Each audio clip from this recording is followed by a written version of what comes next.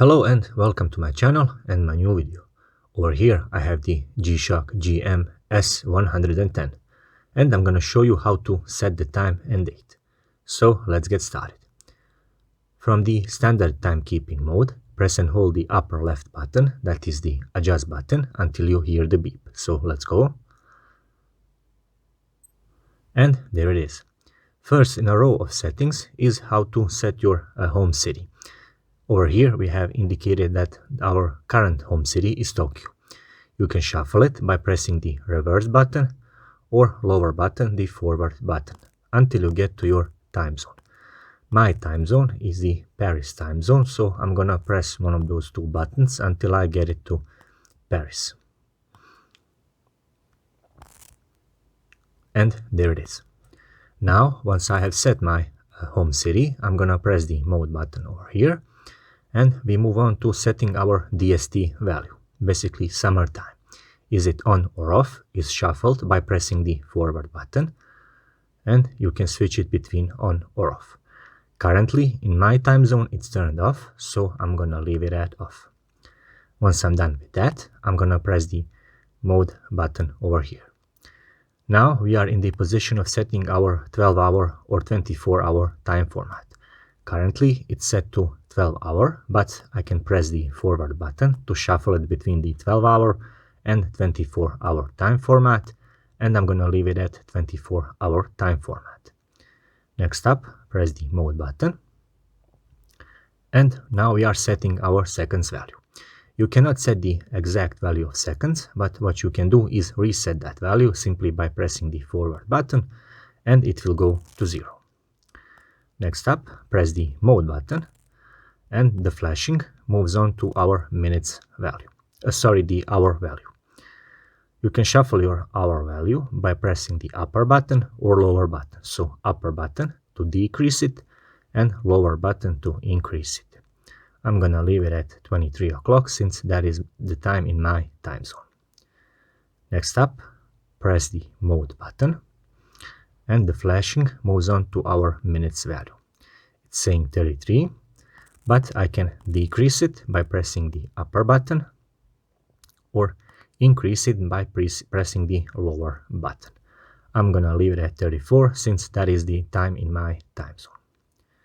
Next up, press the mode button again, and now we are setting our year value. It is flashing 2022 and it is 2022, but you can shuffle it or decrease it by pressing the reverse button over here or forward button to increase the value. Let's leave it at 2022. Press the mode button, and now we are in the position of setting our month value. It's flashing number 12, indicating or corresponding to month of December. Decrease it if you need to by pressing the upper button, or increase it by pressing the lower button.